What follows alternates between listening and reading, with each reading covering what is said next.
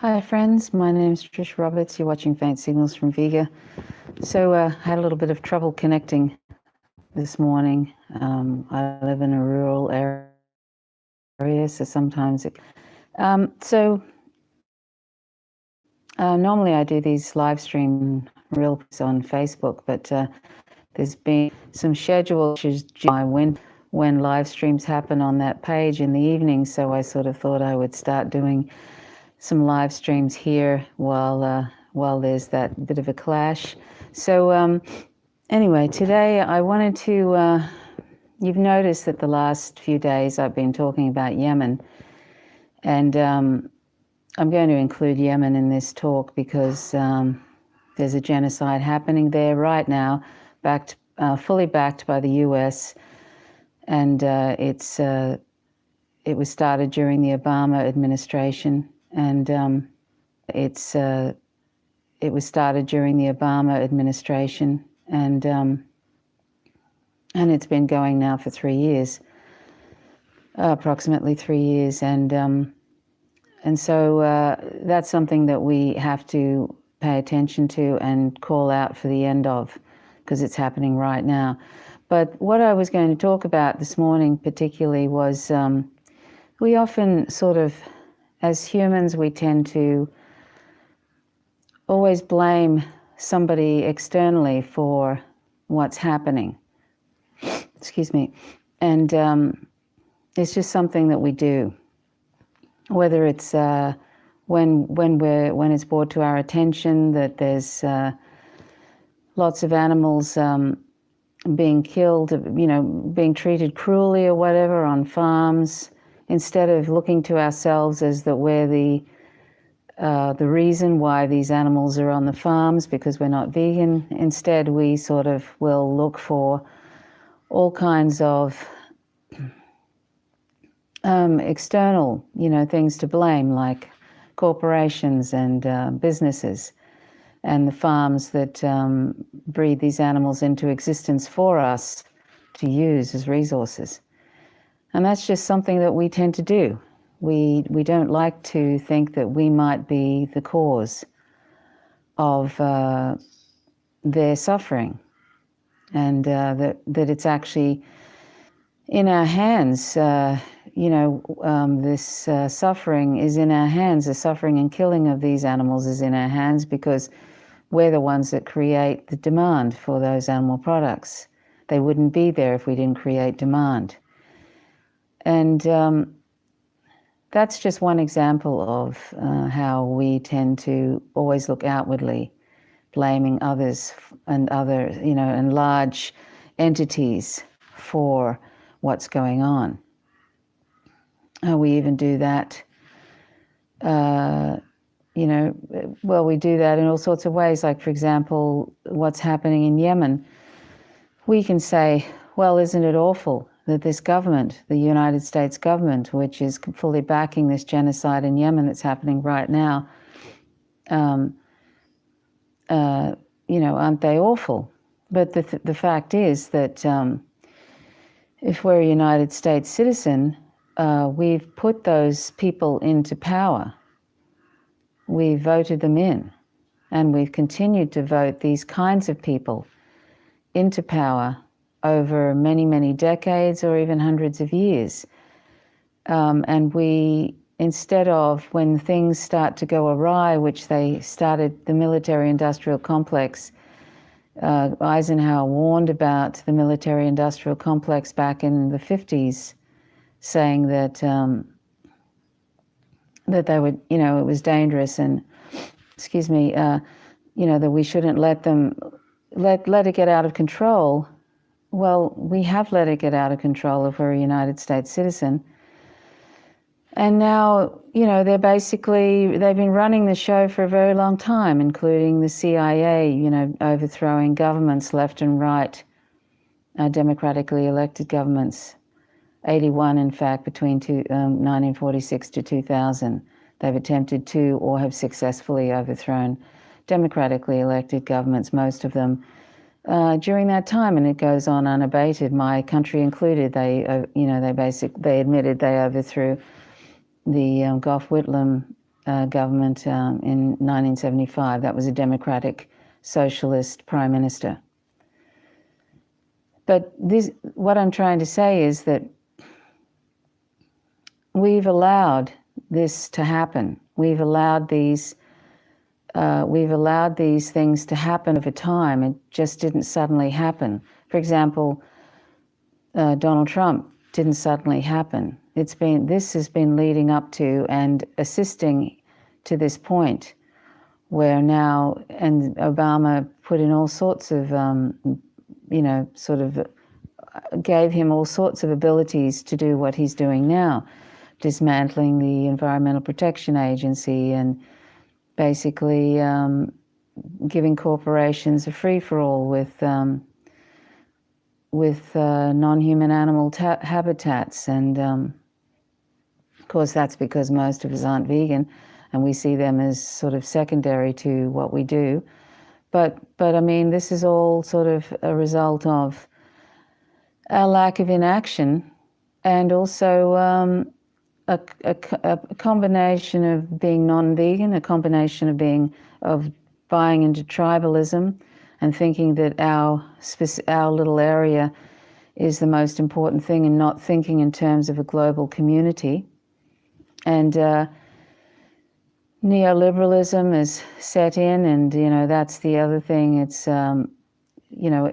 the corporations have been taking over. We have in the United States an inverted totalitarian state now, where the marketplace is, instead of a demagogue, you have a corporation-run sort of society, basically.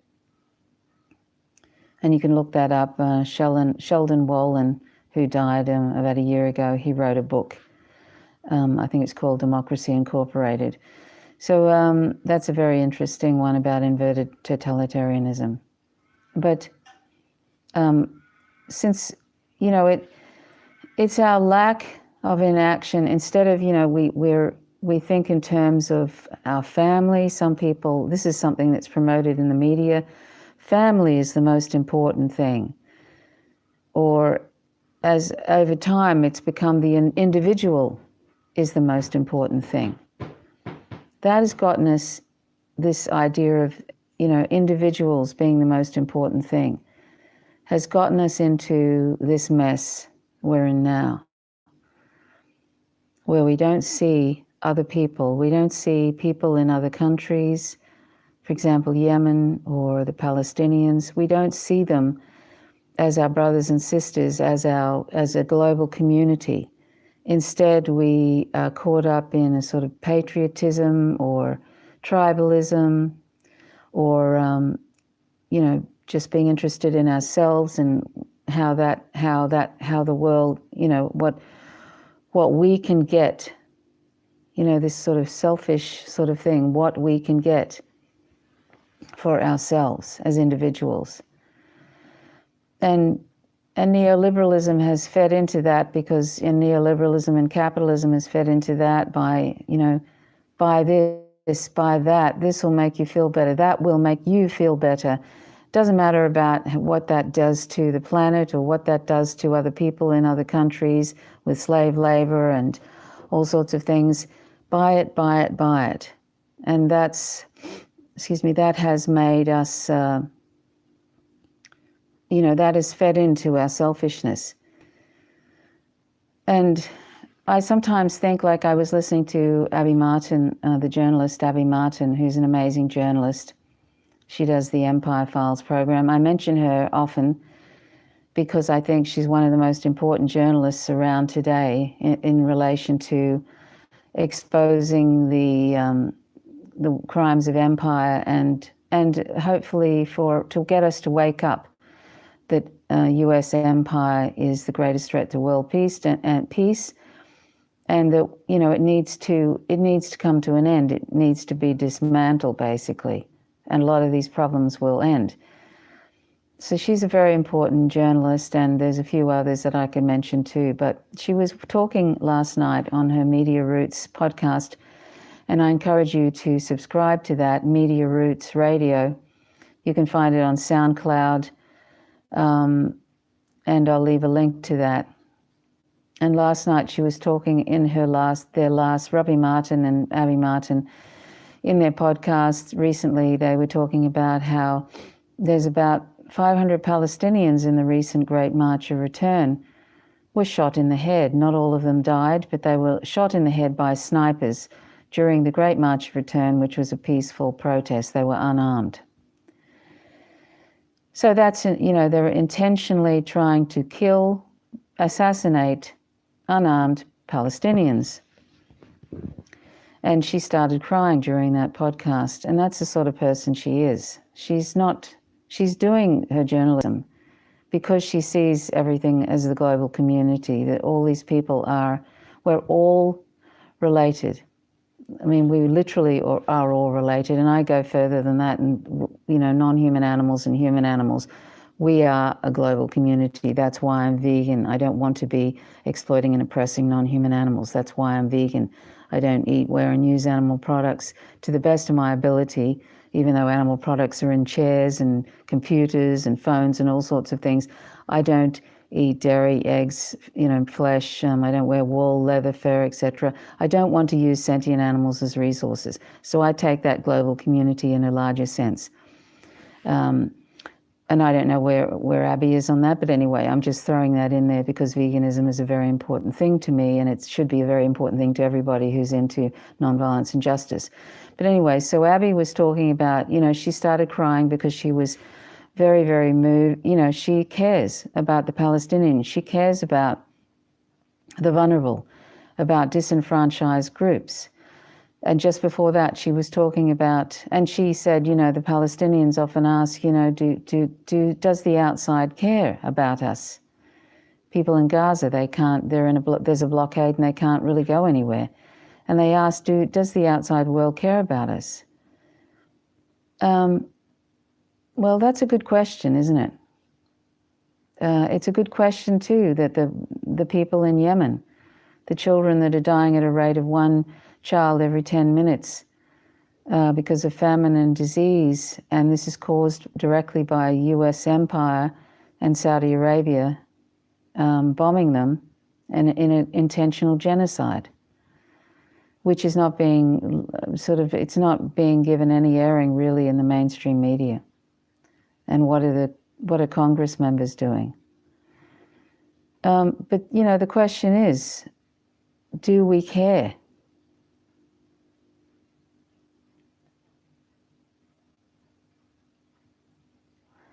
I have to ask this question, I find it very disturbing. I find it very disturbing living in a world where people are not called, for one thing, I know that there are people who are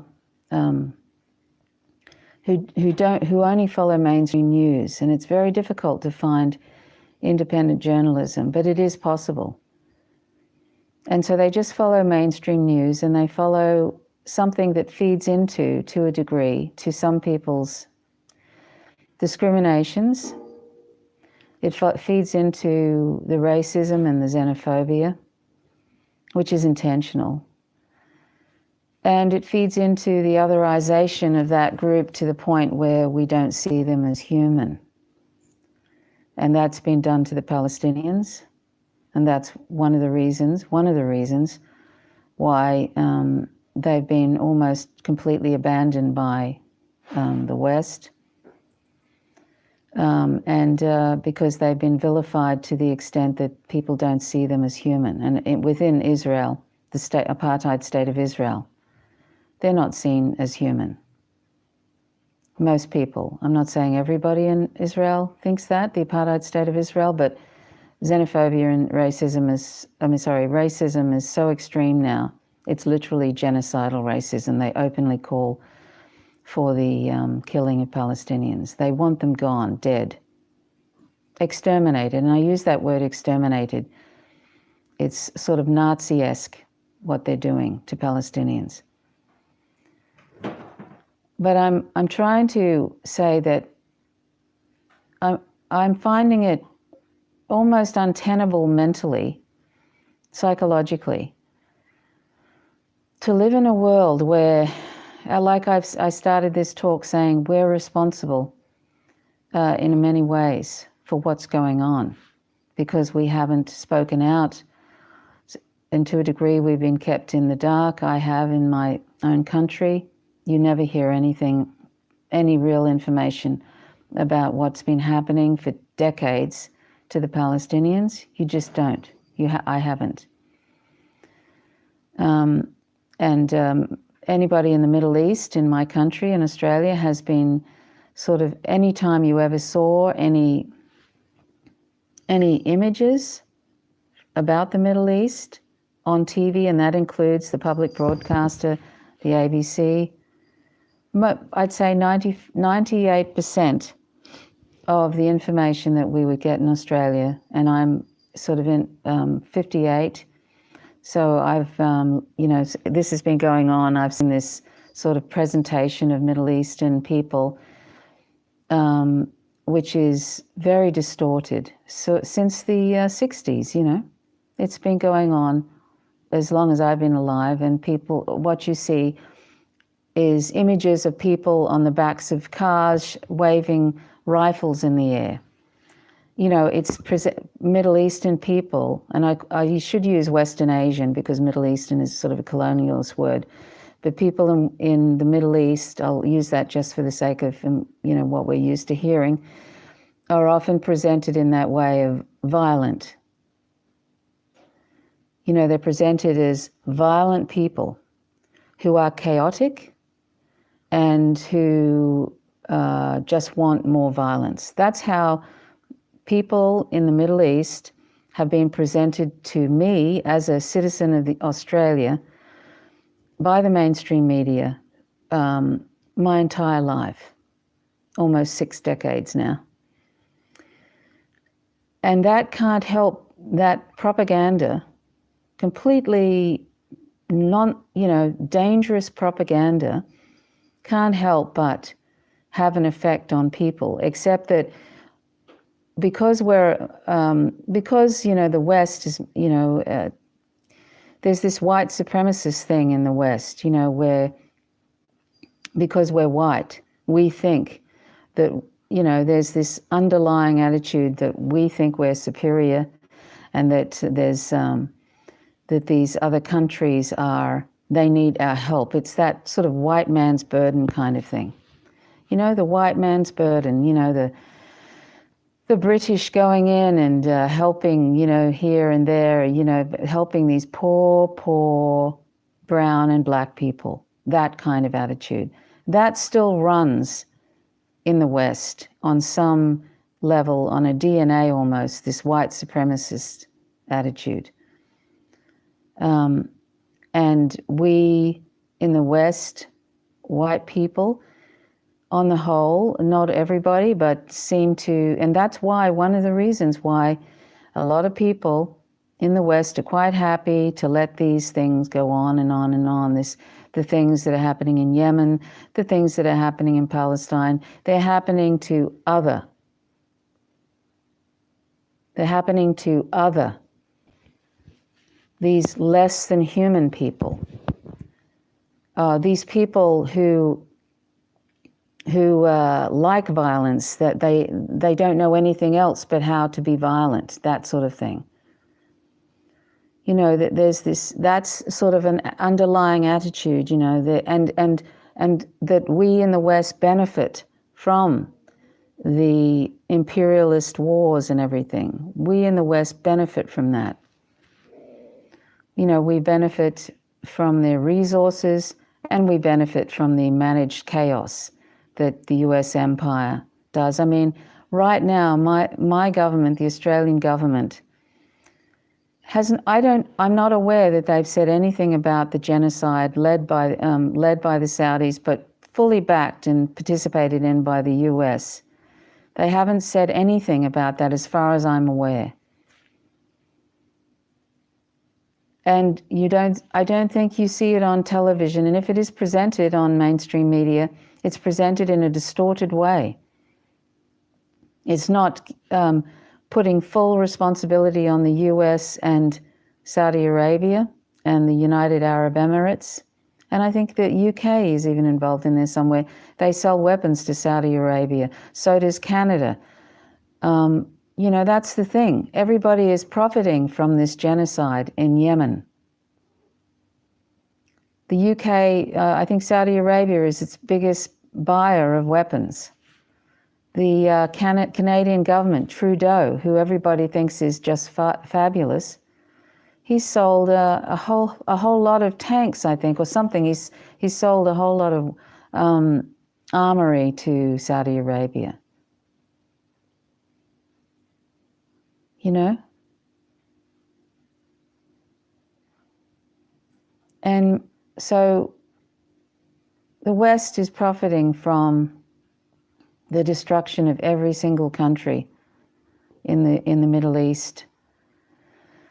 And you know, the US empire wants to overthrow the government, the socialist government in Venezuela, because there's lots of oil there.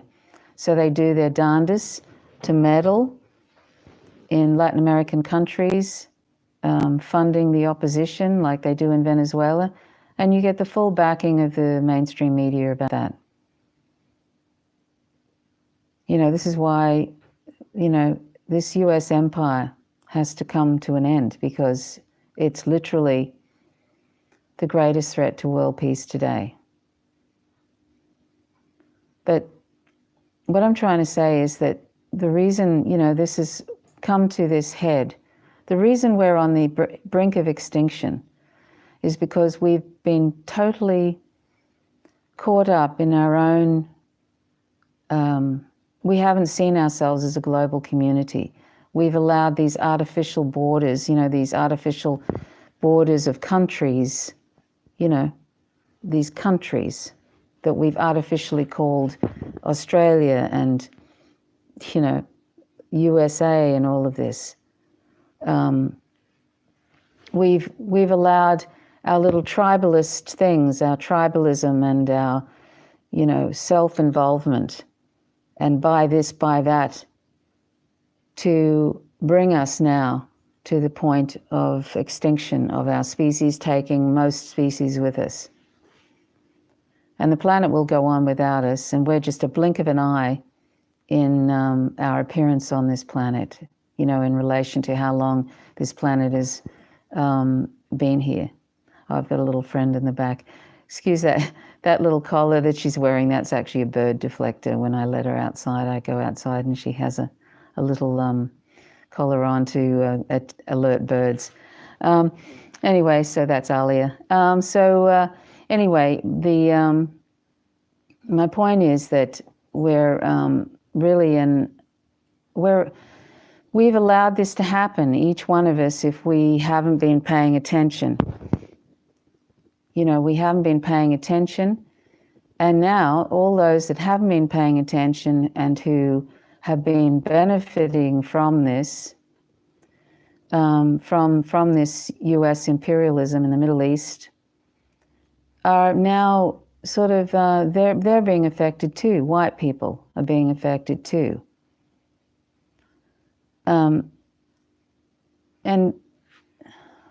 But what my point, the main thing I wanted to say is how psychologically distressing it is for me and for others who do see things in terms of global community. And how can you not, with the internet and everything that has sort of made us aware of everything a lot more than what we normally would be aware of, that it's almost psychologically untenable to be living in a where genocides now are just allowed to go by the US government and Saudi Arabia, and with the full support of the mainstream media. And it's just going on right now as we speak. And what can you do about it? Excuse me. And if everybody on the planet who knew about this, for example, everybody on the pages that I do live streams on, each rose up and were extremely vocal I'm not into violence, so I'm talking about a non-violent response. If we all spoke out, these small group of warmongering neoliberal neocons that are running the show now, and the corporations that are throwing them money to run the show, they wouldn't be able to get away with this.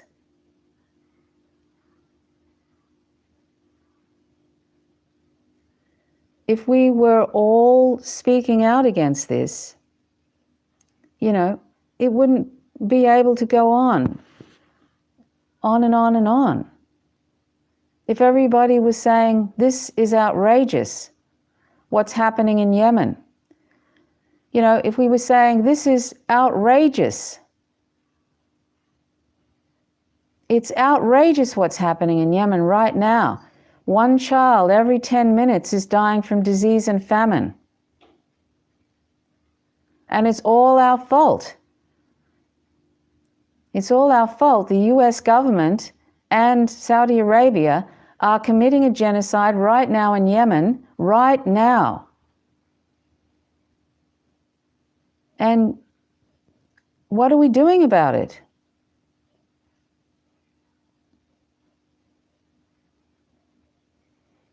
I find this extremely disturbing. Don't you? Children.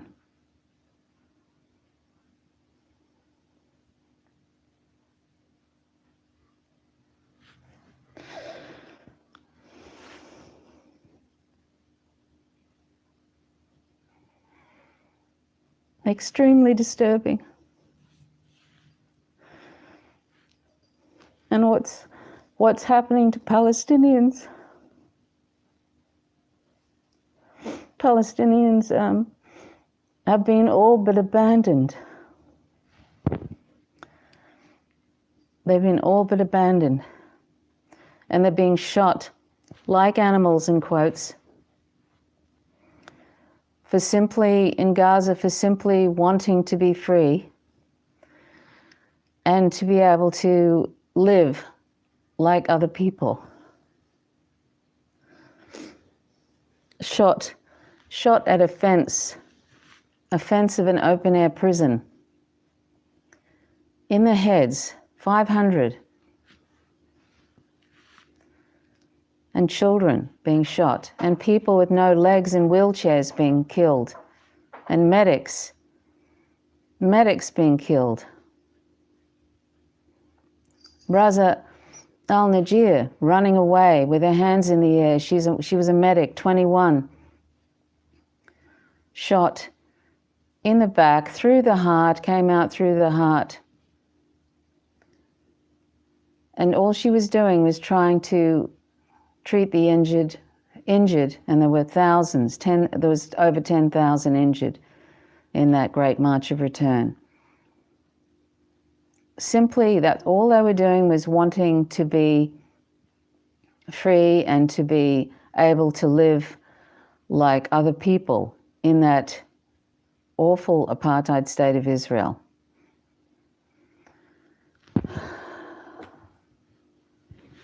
I mean, what kind of fucked up world is this? What kind of fucked up world is this? I'm sorry to swear, but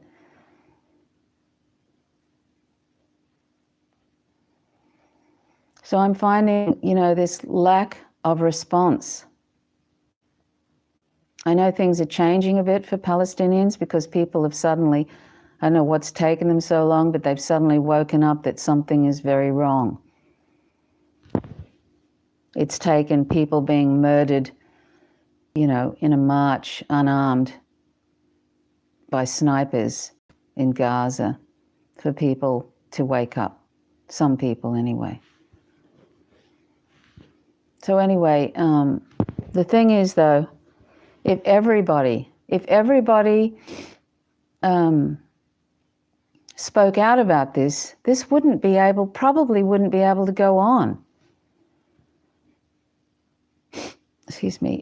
If we were, it's like like I said in the beginning, when I talk about the animals being tortured and killed by, the hundreds of billions every year for, mostly,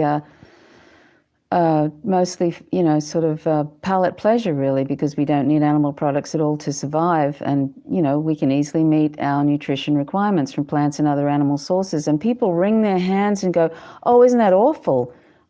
That's so wrong what they're doing on that farm, to those animals. And yet they're sitting there eating a burger while they're wringing their hands about it. It's this whole thing of it's out there. And some people respond to this genocide in Yemen by putting a sad little emoticon on a post. What kind of a response is that? I mean, if this was happening to the United States, right? If this was happening to the United States, what's happening in Yemen or what's happening for Palestinians, I would hope, and I'm sure, there would be worldwide outrage, wouldn't there? There would be people all over the world, in Western countries, absolutely outraged, and there'd be a world war. There'd be, if say, for example, just for sake of argument, just say Sweden was some major power in the world, and they were flying across the sea and droning people in, say, New York City, just going around droning people because they were suspected to be something, suspected, quote unquote, terrorist or whatever. Whatever the hell they make up for their assassination program in the United States government.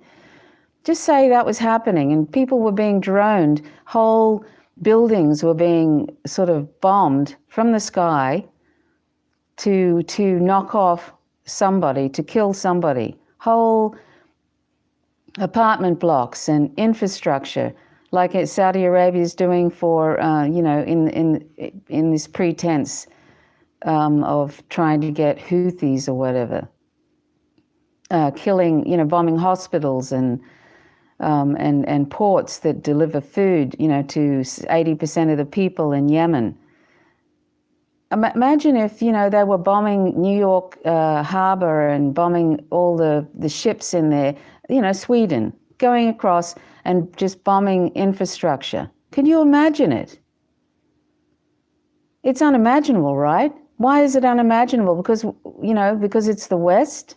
If we're Westerners, is that unimaginable? Because that's what we're doing all over the place in the Middle East. And why are we not just insisting and protesting this? It's just outrageous. I think it was Angelina Jolie the other day in Mosul in Iraq, and you look, and she was going around, and there was buildings everywhere, complete rubble, and you could smell. She said you could smell the bodies in the rubble. She works for the United Nations, I think. She does stuff for them. She said you could smell the bodies in the rubble, and people, when she talked to people in Mosul, they were even though it was an awful situation for them, they were so relieved that on Eid, they at least weren't having to deal with, I think it was, they weren't having to deal with what they were having to deal with a year before that, with bombings and stuff. I mean, and I was looking, and these people were walking around in just piles and piles of rubble. And that's what we've done to them. That's just one of many illegal wars. Everything the United States is doing is against international law.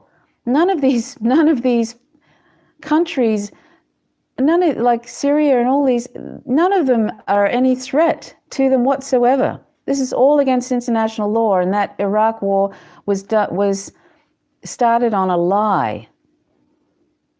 It was an invented lie, weapons of mass destruction. So, this dreadful carnage and destruction that Western allies are doing, and with oops, I think my online connection's a bit sorry out there for a moment. I mean, I think you get my point. It's basically, why aren't we speaking out about these various things? Why isn't everybody doing sort of writing about it and calling their representatives in government and protesting? This even in a selfish sense, this is coming back to all of us. Everybody should care about this, even in a totally selfish sense. I would hope that people think more about this than just, oh no, some of this is happening to me now. Neoliberalism and austerity is coming my way. The reason austerity is coming our way is because these oligarchs in power don't give a toss about you or I or anybody on this planet, and it doesn't matter if you're white or brown or black or whatever. The U.S. started as a white supremacist society, killing off indigenous people and enslaving black people and bringing them over. Capitalism was built, the U.S. was built on the backs of slaves. And in Australia, we wiped out most of the indigenous people here. It's just sort of like, I don't know, it's a scourge.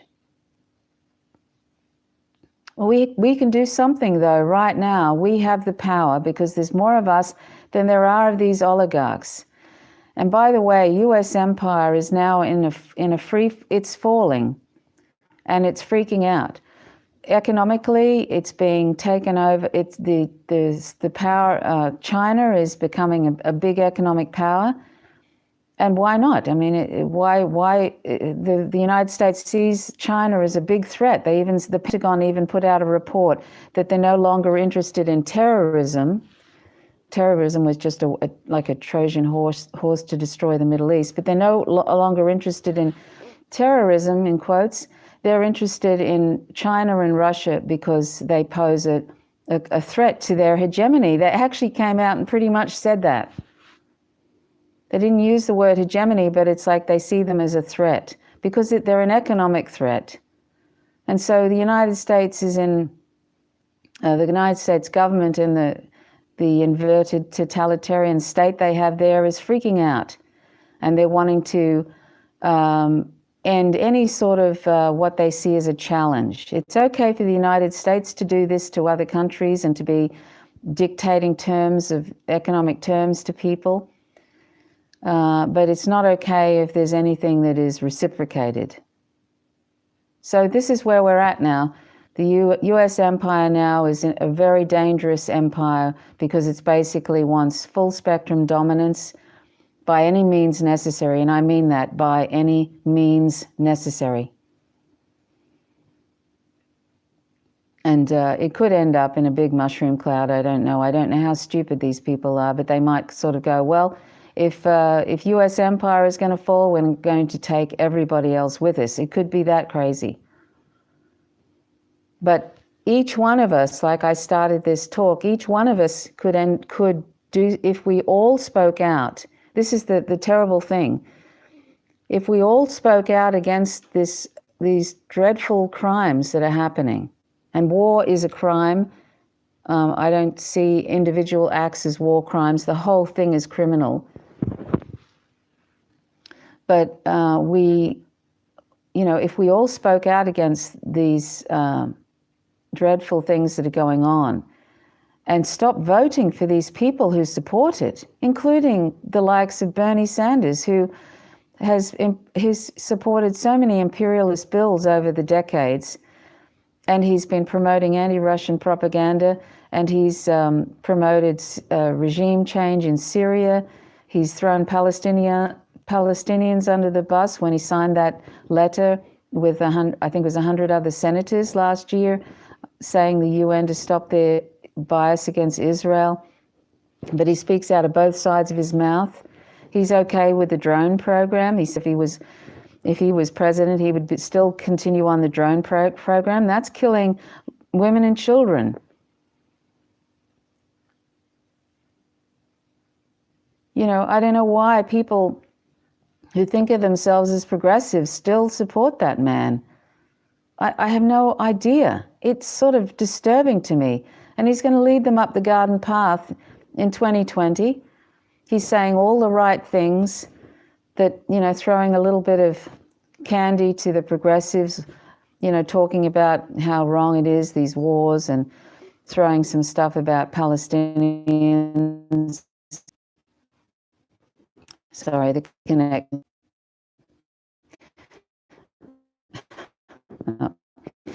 I'm sorry, it keeps cutting out. I'm sorry for any of you lost me stands, but I'm the artificial wars that are happening, the 8 other wars that the US is leading, and everything, and the ecocide that's happening. There's an ecocide happening, and that's why we should go vegan too, because I mean, I read an incredible, there's a report out recently, I'll leave a link to it, and it said that if all meat and dairy industry, if all, meat and dairy farming ended, there'd be, and we just, you know, sort of we planted crops of plants, you know, of veggies or whatever, and grain and all of that, legumes, for people, we would have enough land. We'd have, I think it was the US, China, and 2 other large continents. We'd have that much land left to farm with, and we'd still be able to feed the world. I mean, it's an incredible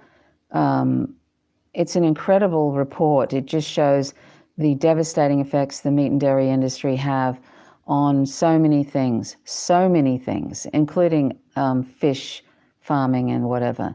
That's why, that's one of the most important reasons to be vegan, is because non-human animals are not our resources. They never were. They're sentient beings, and we need to respect them and stop exploiting them for food, clothing, entertainment, and other reasons. But it's also killing the planet. And I'm going to leave a link to that. This report says one of the greatest things, single greatest things anybody can do to address the anthropogenic climate disruption, climate change, is to go vegan. That's what it says. It's an amazing report. And watch Cowspiracy, the sustainability secret, if you haven't already seen that. And the health benefits of being vegan too are tremendous.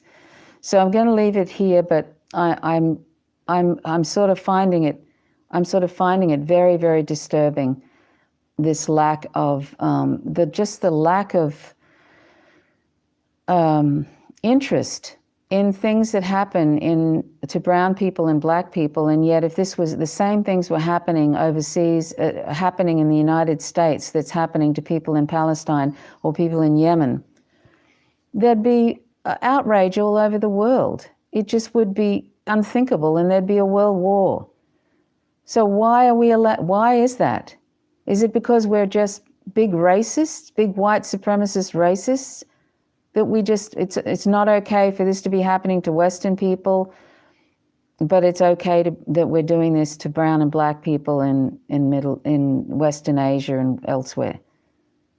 You know, really, I have to ask myself that. Are we just big bloody racists that we let this go on? I can't see any other reason why. Or we're either completely ignorant that it's going on, or we have we have otherized people to the point where we don't think they're important as white people, as important as people in the West. And how shocking and sad that would be if that's the case. But I don't understand why people are allowing this to go on. Anyway, that's really all I wanted to say. So I hope that I hope you'll consider sharing information that I'll leave in the information section about Yemen, and follow people like Abby Martin on Media Roots Radio, and please consider being a patron of their Media Roots Radio. And because they're the U.S. with their sanctions against Venezuela are messing with Telesur, which is the news source that is airing Empire Files, and I think it's making it very difficult for the Empire Files to sort of get money for further programs. So this is how the US empire is also censoring information that that criticizes their dreadful empire by putting sanctions on Venezuela, which affects Telesur. They've been trying to get rid of Telesur because it, like some programs on RT, it exposes the crimes of empire. So anyway, so support Abby Martin and Robbie Martin and the Empire Files and Media Roots Radio. Support journalists like Ben Norton, who works for the Real News Network. There's a bunch of them, and that they give incredible, they do incredible journalism, and they don't make the money that Rachel Maddow makes. You know how much Rachel Maddow makes? $30,000 a day for her propaganda. And interestingly, just recently, I mean, she's been going Russia, Russia, Russia for a year now, and the ratings are skyrocketing. That's another disturbing thing, that people are so sort of, I don't know, stupid, that this is what they think is interesting to tune into, this anti-Russian propaganda. And now she, even though now she's sort of suggesting that Russia is, or Putin is behind this deal with DPRK and Trump, or the thing that's going on with North and South Korea. She's sort of pressing that Putin is behind it. I mean, good Lord, what is wrong with these people? The amount of money they get to put out this propaganda, I mean, obviously that overrides any conscience they have. Anyway, I'm going to leave it here, so thanks very much for watching. Please do what you can to bring an end to this awful genocide in Yemen, and support the Palestinians in any way you can. So thanks for watching. My name's Trish Roberts, and this is Faint Signals from Vega. Please subscribe to this YouTube channel at Vegantrove, VEGANTROVE on YouTube, and click the little bell for notifications, and then you'll get a notification if I upload a video or if I go live. Okay, thanks again.